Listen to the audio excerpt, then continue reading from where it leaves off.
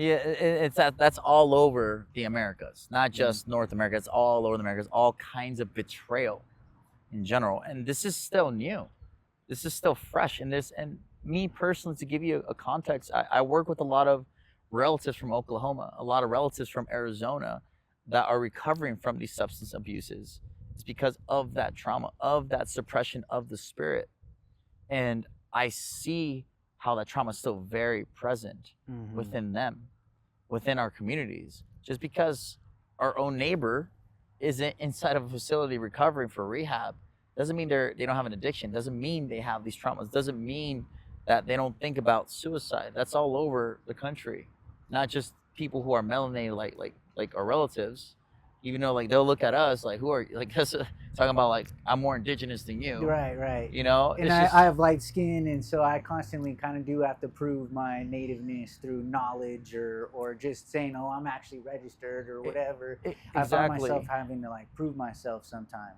So. Exactly, and that goes back to the discipline that I'm talking about. I've been to a bunch of circles where there's a lack of discipline. There is a lack of discipline. There's a lack of structure in most parts, and there's not enough elders to go around to be teaching us. Because of the traumas and the broken culture that was going on up until the 70s. That's what with the churches. Exactly. Right. Not just the traumas, but you know, like even like to touch base on the temazcal, for example. Not too long ago, that was illegal. It's illegal.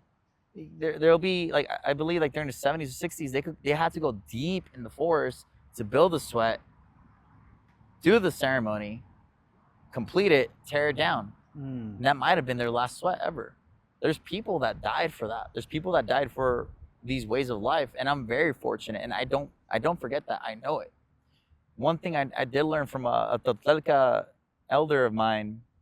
I have all kinds of elders. I don't have one. I believe we're all teachers, like I said, right?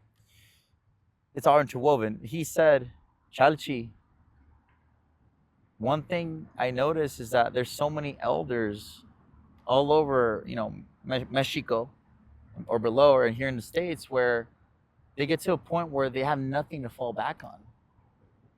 They have nothing to fall back on, and there's a huge, what's the term I'm looking for?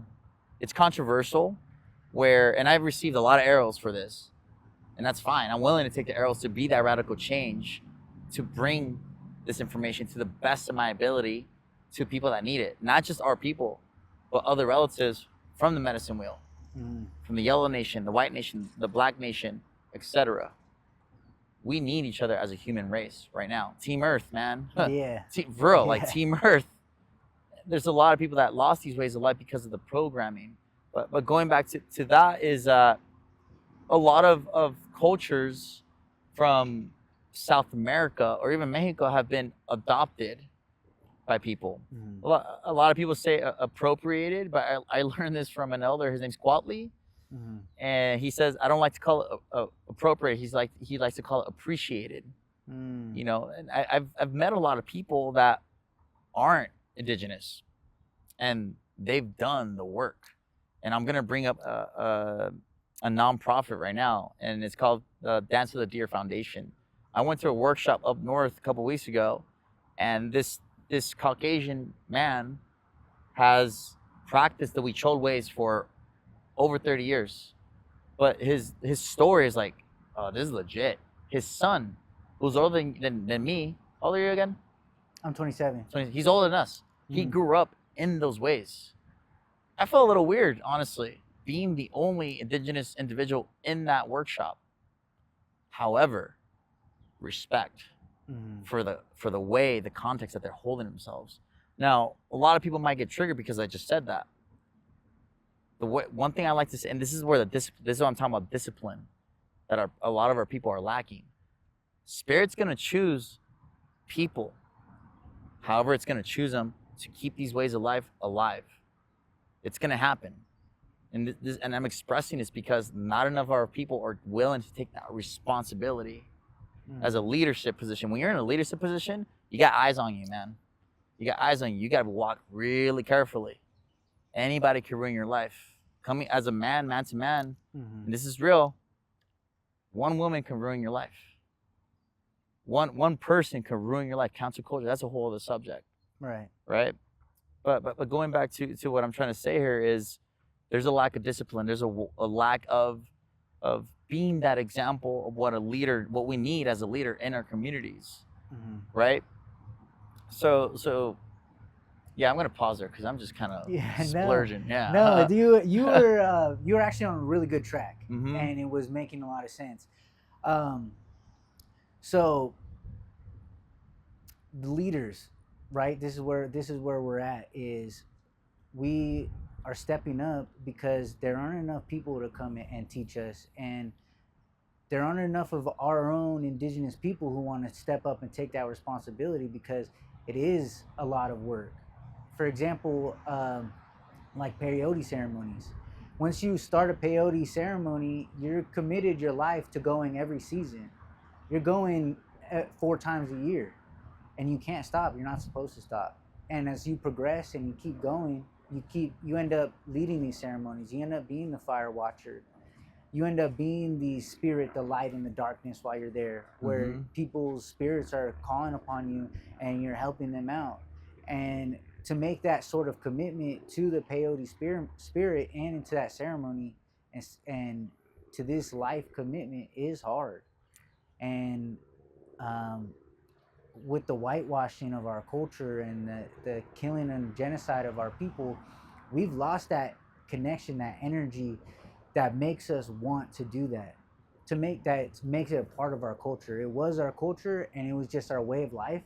Like we were as committed to it as we were to get up and people go to work every day. Mm-hmm. That was part of our life work, our life energy. And now, since we live in this colonizer world, our identity and our culture isn't tied to these ceremonies anymore. Mm-hmm. It's tied to, I need to go make a paycheck. I need to feed my family. I need to put a roof over my head. And I need to go listen to rap music and see what the Drake and Kendrick beef is about. Ugh. And so, and so that is powerful stuff to talk about.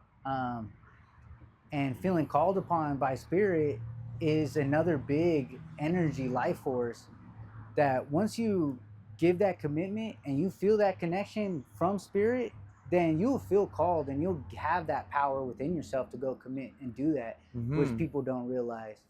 And then you won't be drawn. I used to love hip hop and rap.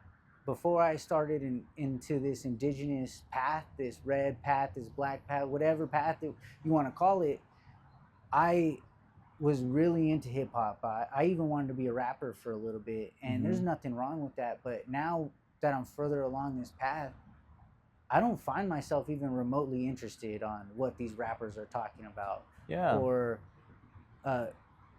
what the next trending topic is in that culture, because I don't want to say it's beneath us, because I don't want to demean anyone in that way, but once you think about the legacy you leave behind in your life, and what are you leaving behind for your kids in your future, the world you leave behind if you die tomorrow, is this rap about smoking weed or doing pills or gang banging? Is that going to be a legacy that you want to be remembered by? When you're in the sky with your ancestors and you're looking down at your family, your kids, your sister, your mom, their kids, are you going to be happy with what you taught them? Did you even teach them?